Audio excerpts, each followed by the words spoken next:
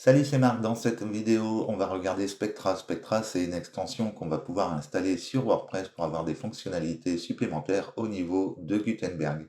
Donc, Spectra, c'est une extension qui ressemble un peu à celle de Elementor et qui va nous permettre d'avoir des fonctionnalités sur les blocs qui vont être beaucoup plus importantes que ce que l'on a habituellement au niveau de WordPress.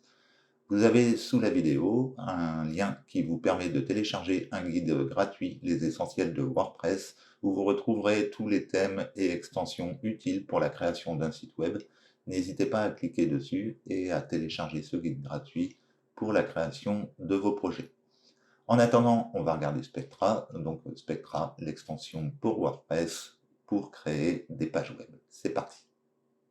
Pour commencer notre tutoriel, on va donc télécharger notre extension Spectra au niveau de WordPress. Pour ça, on va se rendre ici au niveau de l'extension et on va cliquer sur Ajouter.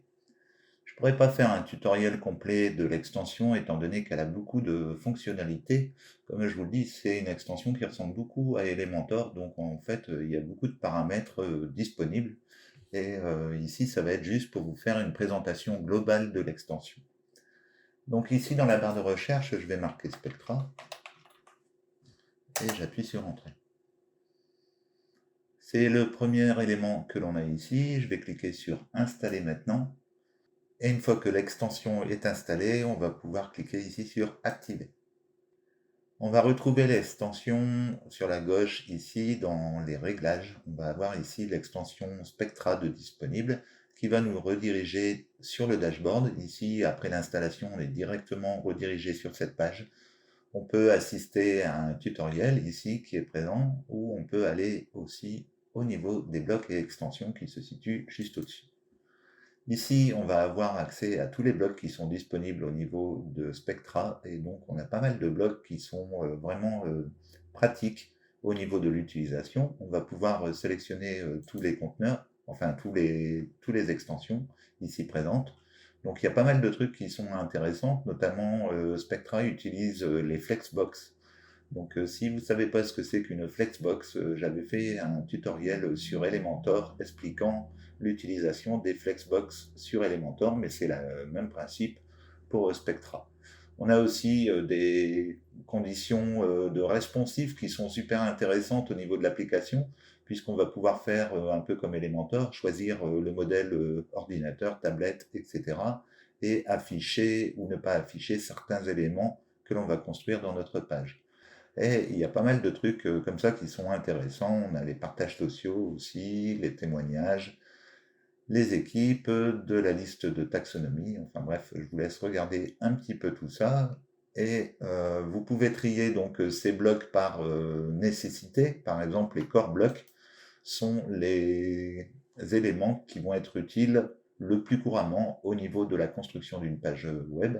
Donc on va retrouver les flexbox qui seront ici avec les conteneurs, les en-têtes, les images, les boutons, la boîte d'infos et l'appel à l'action. Donc vous pouvez sélectionner, activer ou désactiver une option. Donc vous pouvez aller ici sur le panneau et aller sélectionner les options que vous voulez activer ou pas au niveau de votre site. Vous avez toujours la possibilité de choisir ce que vous voulez, ça ne sert à rien de vous encombrer de choses inutiles. Donc on peut passer à la suite. On a ensuite le bouton réglage. Donc le bouton réglage va vous permettre de paramétrer l'extension. On va avoir plusieurs options qui sont disponibles, notamment on va sélectionner la largeur de l'écran, enfin du design, les marges internes de conteneurs, les écarts d'éléments de conteneurs, les espacements d'éditeurs de blocs. Donc tout ça, je vous conseille de le mettre à 0 et de le régler directement au niveau de WordPress avec les paramètres. Comme ça, vous n'avez pas de problème de mise en page. Vous pouvez sélectionner des blocs repliables. Donc c'est dans le panneau d'administration de l'extension, plutôt qu'avoir des onglets de type Elementor. Vous pouvez avoir une vue en panneau pliable. L'option copier-coller les styles, donc c'est pareil qu'Elementor, hein, donc c'est du copier-coller et puis vous importez directement le style que vous venez de faire à un bloc sur un autre bloc. Et ensuite vous avez la récupération des blocs automatiques, c'est quand il y a des problèmes avec certains blocs. Vous avez ensuite les générations de fichiers. Donc ici, ça va être pour soit créer des fichiers différents pour vos fichiers JavaScript et CSS, soit créer un seul fichier afin de limiter le nombre de requêtes au niveau du serveur. Vous avez ensuite les modèles. Donc ça va vous permettre d'activer ou non la présence du bouton qui vous permet d'accéder au modèle au niveau des articles. Donc c'est utile par exemple si vous avez construit un site pour une personne et que vous ne voulez pas qu'elle puisse aller sélectionner un autre modèle, on y reviendra de toute façon, je vous montrerai les différents modèles qui sont disponibles au niveau de cette extension. Il y a pas mal de choix et les modèles sont plutôt sympas. On a ensuite le contrôle de version, donc ici ça va concerner vraiment l'édition de notre extension. On a ensuite le contrôle des performances. Ici, on a chargé les politiques Google Fonts localement. Ça, je vous invite à le faire. Il faut, pour être conforme au RGPD, télécharger les polices localement au niveau de votre site internet.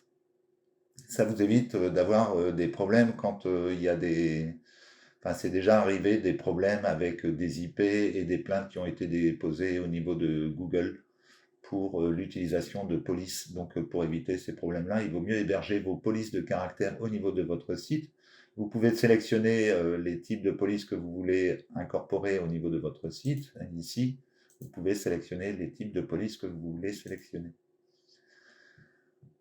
On a ensuite le réglage des blocs. Donc ici, vous allez pouvoir incorporer le reCAPTCHA. Donc ça sert pour tout ce qui est formulaire. C'est pour valider un formulaire. On clique sur des images et on recopie une séquence qui est réclamée par l'option, enfin par l'extension, afin d'avoir accès au formulaire. Donc voilà, c'est ce que vous pouvez faire avec le reCAPTCHA. Donc le reCAPTCHA, c'est une option gratuite de Google. Vous allez sur Google, vous tapez reCAPTCHA et vous aurez la possibilité de créer un compte et de récupérer la clé du site et la clé secrète qui vous sera fournie.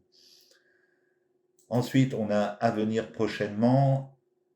Ici, ça va être utile quand vous êtes en train de construire un site internet. C'est en fait une page qui va être en travaux. Enfin, le site est en construction plutôt. Donc ici, vous allez pouvoir ajouter une page en construction à votre site internet au niveau de l'extension. Une fois qu'on a vu tous les réglages, on peut se rendre sur un article et on va aller voir comment ça se propose au niveau d'un article. Donc ici, je vais cliquer sur Ajouter. La première chose, on va retrouver plein d'éléments de disponibles. On retrouve tous les éléments qui ont été activés de l'autre côté. Donc c'est toujours le même principe. On clique ici sur le bouton, on met un slash et on met directement le nom. Par exemple, ici, si je mets conteneur, on va le retrouver ici. On va avoir la possibilité de sélectionner plusieurs types de conteneurs. Donc, c'est des conteneurs qu'on n'a pas forcément l'habitude d'avoir au niveau de Gutenberg, par exemple des conteneurs un peu croisés comme ça. Donc, vous pouvez sélectionner la mise en page et admettons que je prends un conteneur simple ici. On va retrouver un panneau latéral qui est semblable à celui d'Elementor où on va avoir un onglet général qui nous permet de faire une mise en page sur le bloc complet. Et ensuite, on va pouvoir avoir un onglet style où on peut avoir accès à tous les éléments, hein, les formes de séparation. Par exemple, ici, je peux mettre une forme de séparation en haut, je peux en mettre une en bas également. Voilà, après, il y a plein de réglages que vous pouvez faire. Vous pouvez changer la couleur, vous pouvez changer la hauteur des colonnes. Vous pouvez faire pour que toutes les colonnes soient exactement de la même hauteur. Donc, c'est utile quand vous faites, par exemple, des listes de prix. Vous allez pouvoir déterminer que toutes les colonnes soient identiques. Vous avez également des mises en forme qui sont prédéfinies au niveau des éléments. Donc, parfois, c'est bien utile. Donc ici, après, on a l'onglet avancé qui nous permet, par exemple, de mettre des conditions pour l'affichage du bloc. Est-ce que l'utilisateur est logué ou non? Est-ce que l'utilisateur a un rôle précis? Par exemple, l'éditeur, est-ce qu'il a accès à ce bloc ou non? Est-ce que le site internet, enfin, est-ce que ça va s'afficher pour certains navigateurs ou pas? Est-ce que ça va s'afficher pour certains iOS, enfin système. Donc on peut régler ici les affichages de blocs selon le visiteur qui apparaît. Donc vous pouvez très bien mettre du contenu, par exemple, pour des personnes qui seraient connectées. Donc ça ferait un contenu supplémentaire pour les personnes qui seraient inscrites à votre site. Donc comme vous voyez, c'est vraiment un plugin très complet, hein. Je pourrais ajouter des éléments, je pourrais ajouter une boîte d'infos par exemple. Les boîtes d'infos, on va avoir d'autres options qui vont être dedans, toujours pour la boîte. On va pouvoir ajouter un bouton, on va pouvoir centrer l'élément, on va pouvoir retirer l'icône, on va pouvoir choisir le type d'icône, choisir si on veut un séparateur au niveau de la boîte. Par exemple, ici, je peux mettre un trait au milieu. On va pouvoir ajouter des boutons d'appel à l'action. Donc ici, on va pouvoir indiquer le texte du bouton, le lien, le type d'élément qu'on veut mettre devant le bouton. Par exemple, ici, on aurait pu mettre une carte. Donc voilà, vous avez vraiment tous les mises en page. Après, vous pouvez changer les tailles de titres, par exemple. Donc toujours, quel que soit l'élément que vous allez choisir ici au niveau de Spectra, vous aurez toujours ce panneau de réglage, donc toujours un onglet général, style avancé, qui vous permet d'accéder à tous les paramètres des éléments. Et on va retrouver aussi, comme je vous le disais, une vue aussi qui est sympa, c'est la vue qu'on a ici, avec une vue tablette, une vue mobile, une vue ordinateur pour lesquelles on va pouvoir travailler sur chaque élément pour faire la mise en page et optimiser tout ça. Autre chose qui nous est fournie avec l'extension, donc je vous laisse regarder les fonctionnements, c'est assez similaire à Elementor hein, en fait, hein, donc je vous laisse regarder si vous avez l'habitude d'utiliser Elementor, vous n'allez pas être perdu avec les éléments que vous avez ici. C'est assez similaire, sauf que ici on est directement sur Gutenberg. Donc Spectra nous propose également des kits de modèles. Donc c'est ce bouton-là que vous pouvez choisir d'activer ou pas dans les paramètres que je vous ai expliqué tout à l'heure. Donc c'est ici que vous allez pouvoir sélectionner si vous voulez que ce bouton apparaisse ou pas. Et c'est ici qu'on va pouvoir télécharger des modèles pour notre site web. Si je clique sur le bouton, on arrive sur toute une série de templates qui nous sont proposés par l'extension. Donc on va pouvoir sélectionner un des templates pour créer notre site. Chaque template est en fait juste une page qui nous est proposée. On peut voir que quand on descend ici, on a en fait 4 modèles qui sont également proposés en relation avec l'existant. C'est-à-dire qu'on va avoir plusieurs pages de proposées. On va avoir par exemple la page contact, la page d'accueil, etc. On peut aller voir un exemple. Hein. Imaginons que je clique sur celle-ci. On va voir ici la page à propos, la page contact, la page de location et hors fleet, ça doit être nos offres ou un truc dans le genre, et ici les services. Donc on a ici plusieurs pages qu'on peut importer directement à l'intérieur de notre site WordPress. On peut même aller faire une prévisualisation pour voir un petit peu ce que ça va donner. Donc on a des réglages qui sont plutôt sympathiques au niveau de l'extension, des templates qui sont plutôt sympas. Après on peut aller voir les autres pages également. On peut comme ça surfer et voir un petit peu le rendu général du site. Donc si vous voulez faire un site rapidement aussi, c'est plutôt pas mal. Vous avez déjà pas mal d'exemples de disponibles au niveau des templates. Donc il y en a vraiment une cargaison. Hein. Je ne sais pas combien il y en a, mais c'est vraiment pas mal au niveau du choix des templates.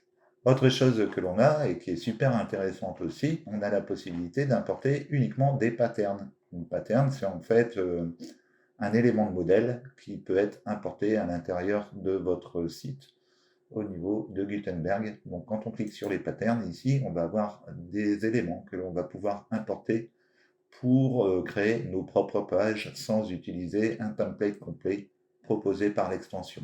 On a déjà des formulaires avec des mises en place, par exemple ici pour un pied de page. On a des trucs...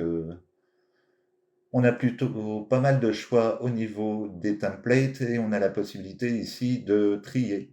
Donc on voit ici, il y a 285 templates de disponibles au niveau de l'extension pour incorporer dans votre site. Donc après, il suffit de choisir un template, on clique sur import, Et on a notre bloc qui apparaît. Alors là, il me dit que j'ai pas contact form 7 d'installer au niveau du site, donc il peut pas afficher le formulaire. Mais sinon, bon, je peux l'installer ici. Voilà. Et comme ça, on a notre formulaire qui apparaît au niveau de notre élément. Donc après, on peut tout paramétrer au niveau de l'extension, la largeur du contenu, mettre de l'ombre. On peut vraiment faire pas mal de choses au niveau de cette extension. Je vais m'arrêter là pour cette extension parce que ça fait déjà pas mal de temps que je discute. Et il y a vraiment beaucoup à faire avec cette extension. Utilisez-la, elle est gratuite. Donc n'hésitez pas à utiliser ça à la place d'Elementor si vous trouvez qu'Elementor c'est un peu compliqué et que vous préférez travailler avec Gutenberg. Voilà, j'espère que cette vidéo vous aura plu. Si vous avez aimé, n'hésitez pas à liker, à commenter et à partager. N'hésitez pas non plus à cliquer sur le lien qui se trouve sous la vidéo pour télécharger les essentiels de WordPress. C'est un guide gratuit qui va vous permettre de connaître les meilleures extensions et plugins WordPress afin de créer vos sites web pour vos projets. Je vous remercie d'avoir suivi cette vidéo. En attendant, je vous dis à bientôt pour une prochaine vidéo et ciao ciao. Check the mic and make sure it sound right, boys.